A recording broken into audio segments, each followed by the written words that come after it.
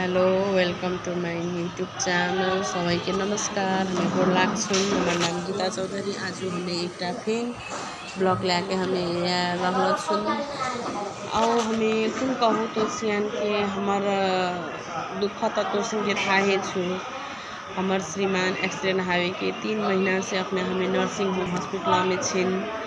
अखन तक उपचार भए रहल छी, तर पैसा के अभाव से हमें सब कते गुहार मांगी रहल छी। कतने कान्हे खिंचने हमें कतने बोलने कतने जन संगे हमें मांगनी, तर हमें हारी हरिया गेनी। हमें सोचिन हमार फेसबुक फ्रेंड इतने छी 10 टका के 50 टका के हमरा दिल के हतिन, हमरा सहयोग करी दिल के हतिन। तो हमें हमार आदमी एते से असल हावे कि घर सम्म पुगले हतिन। अपने हमरा डिस्चार्ज दिल 15-20 दिन भए गेल छी। हमार श्रीमान के डिस्चार्ज अपने पैसा के कारण से नहीं है रहल छी। तो हमें फिर तोरसिन के हमें अपील मांगछुन कि हमार श्रीमान के कहीं के भी घर सम्म हमरा पुग्या दे।